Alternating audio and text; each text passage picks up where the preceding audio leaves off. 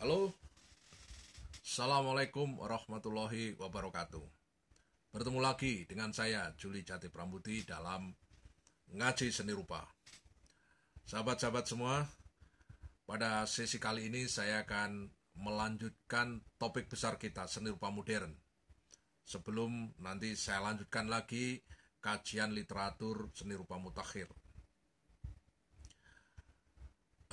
Sahabat-sahabat semua, pada sesi ini saya akan berbagi tema yaitu pelembagaan seni rupa modern di Indonesia. Sahabat-sahabat semua, kalau kita membaca sejarah seni rupa, terutama periode modern, maka yang terbayang pada kita adalah sebuah kondisi yang jomplang, kondisi yang diametral, yang berbeda, yang kontras. Yang saya maksudkan adalah ketika kita menjadi seni rupa modern, artinya ada pengertian seni rupa modern, yang ada dalam benak kita adalah dominasi barat terhadap kita. Hegemoni, ya. Kalau tidak bisa disebut dominasi, hegemoni, ya, barat terhadap kita. Nah, hegemoni itu apa betul terjadi? Apa kita memang betul-betul menerima barat itu dengan tangan kosong? Saya punya dua pandangan. Yang pertama, apabila seni rupa modern dari barat itu datang ke Indonesia, ya, yang dulu disebut dengan Hindia Belanda. Apabila kita hanya bertangan kosong, kita tidak punya modal apapun, maka yang terjadi memang copy paste, ya, apa yang ada di sana kita copy paste di sini, ya. Maka yang terjadi ya westernize yang masif, yang betul-betul terjadi pembaratan yang luar biasa di sini, karena kita tidak punya peran apapun, kita hanya sebagai objek, sementara barat sebagai subjek yang superior. Yang kedua, apabila proses seni rupa barat masuk ke Indonesia, kemudian kita punya modal. Yang saya maksud di sini modal kultural, modal intelektual, modal simbolik, modal sosial, ya, termasuk modal religiositas. Maka tidak mungkin kita tidak punya peran di situ. Pasti kita punya peran. Dan itu nanti hasilnya akan kita lihat setelah proses pelembagaan itu nanti kita akan menemukan suatu varian-varian seni rupa barat, ya, yang ketemu seni rupa kita yang terinspirasi dari kekayaan budaya lokal, akhirnya menjadi suatu varian-varian yang berbeda, menjadi inovasi-inovasi kreatif yang luar biasa di Indonesia. Hal itu membuktikan bahwa proses kedatangan seni rupa modern ke Indonesia itu kita memiliki modal. Artinya kita bukan semata-mata objek, tetapi juga subjek yang hidup, ya, subjek yang memiliki insting kreatif yang luar biasa. Karena memang gen kita, DNA kita adalah DNA kreatif. Kita sejak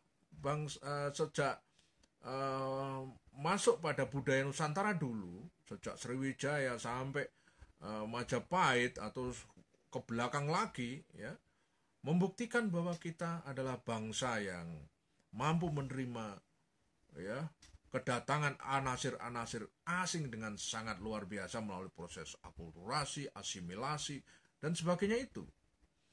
Nah, oleh karena itu ketika Barat datang ke sini, ya prosesnya kurang lebih sama.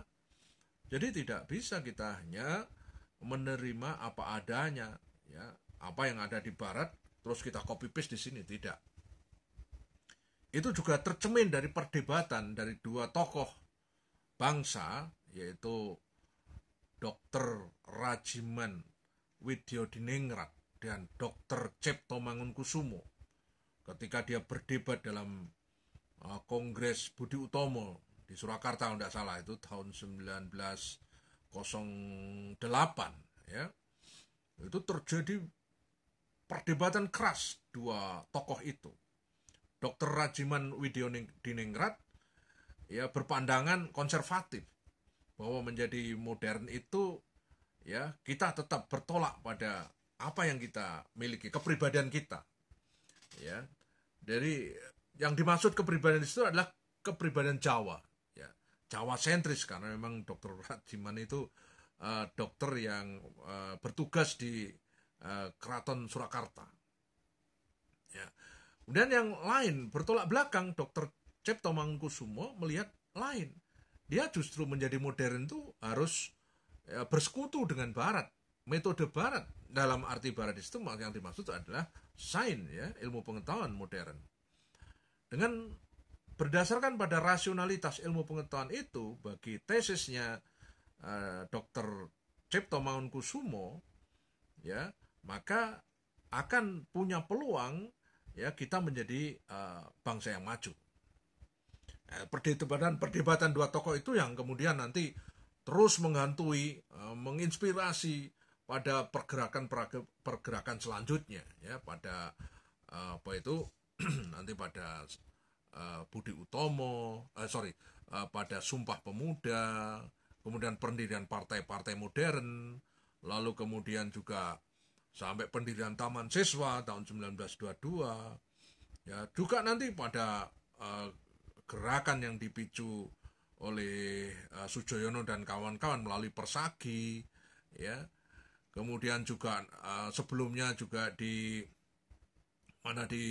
Bali ada Pitamaha, ya, itu tidak lain ya muncul dari pandangan-pandangan modern yang tumbuh di awal abad 20 melalui penerbitan surat kabar, ya, informasi itu disebarluaskan melalui penerbitan surat kabar yang memang sudah mulai ada di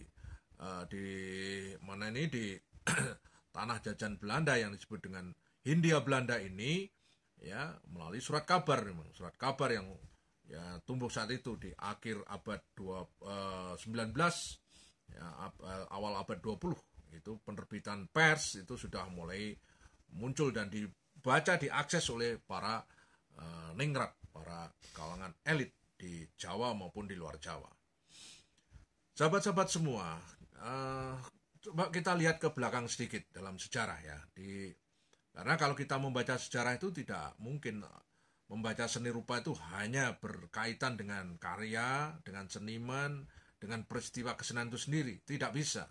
Kita tidak akan bisa menjelaskan dimensi-dimensi di dalam peristiwa sejarah seni rupa itu kalau kita tidak melihat secara lebih luas dengan cara mempelajari ilmu-ilmu yang lain yang berkaitan dengan itu, dengan politik, ekonomi, dengan sosial, ilmu sosial, ya, filsafat, kebudayaan dan seterusnya. Itu yang kemudian memperkaya pandangan kritis kita terhadap sejarah ini. Kita kembali ke persoalan sejarah, ya. Jadi kalau kita tarik ke belakang, ya, ke belakang maksudnya ya di sekitar abad ke-18, ya,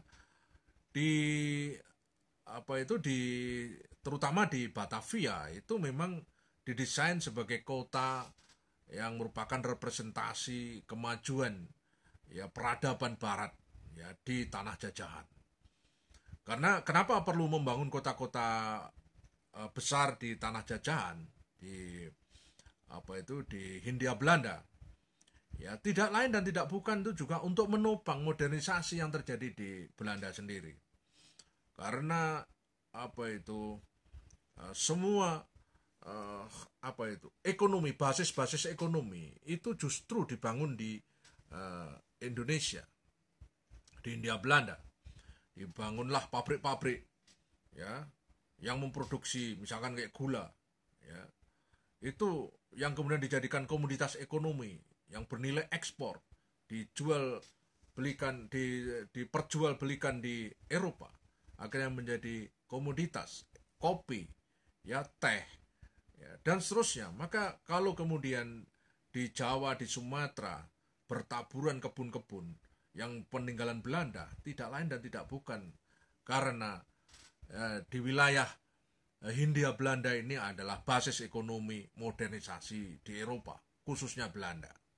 Karena itu sangat mungkin kalau kemudian orang-orang Belanda yang bekerja di Indonesia ya itu ya kemudian bisa hidup berfoya-foya ya dengan menghadiri kota-kota besar yang dibangun saat itu kayak Batavia yang sekarang jadi Jakarta, kemudian Semarang, Surabaya, Medan dan seterusnya yang juga pada akhirnya nanti juga dibangun tempat-tempat hiburan ya, kemudian Kunstkring ya, tempat-tempat untuk ya, pameran, pertunjukan, melihat teater dan seterusnya, musik ya, konser itu di Kunstkring itu ya, perkumpulan seni yang memang dipakai untuk mengakomodasi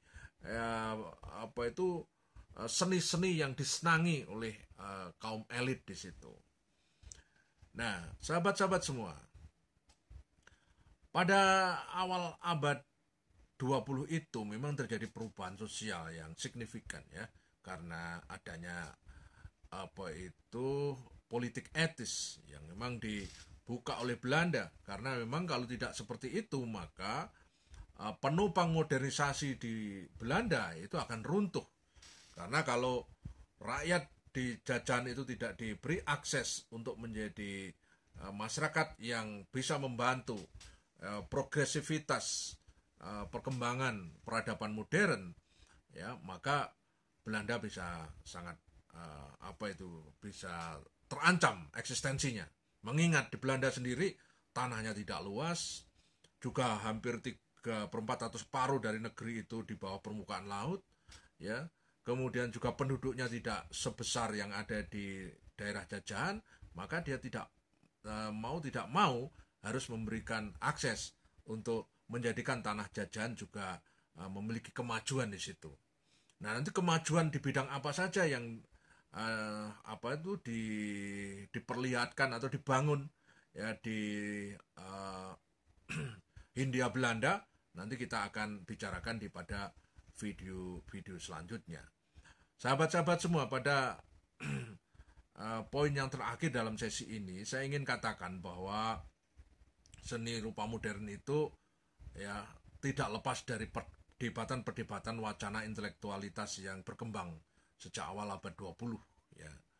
Nanti juga saya akan menjelaskan kemungkinan Raden Saleh bisa pergi ke Belanda atas rekomendasi dari orang Belanda sendiri ya, yang kemudian memberikan akses pelukis pribumi, tetapi juga dari kalangan ningrat ya, yang berbakat besar, kemudian didorong ya, difasilitasi belajar ke negeri Eropa, dan di sana kemudian berkenalan dengan banyak aristokrasi yang kemudian dia menjadi seniman terpandang di kalangan elit di Eropa saat itu. Kemudian itu tidak lain dan tidak bukan ya, karena situasi politik yang memfasilitasi itu, yang memungkinkan itu.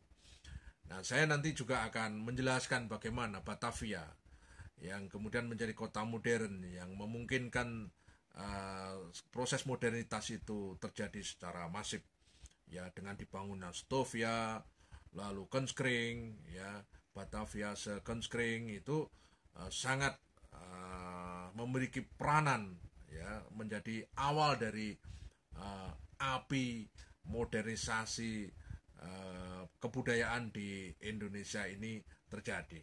Tapi poinnya, saudara-saudara, saya nanti akan lebih melihat lebih jernih lagi bahwa proses seni rupa modern atau budaya modern di Indonesia itu bukan kita menerima dengan tangan kosong, tetapi kita melakukan dialog yang intensif menggunakan modal kultural, modal budaya, modal sosial, modal spiritual yang luar biasa. Akhirnya kita menjadi bangsa yang modern dan punya karakter sendiri dibanding dengan yang ada di barat. Jadi saya kira itu dulu ya, sesi ini. Kita bertemu lagi dalam sesi selanjutnya yang tidak kalah menarik. Terima kasih. Wassalamualaikum warahmatullahi wabarakatuh.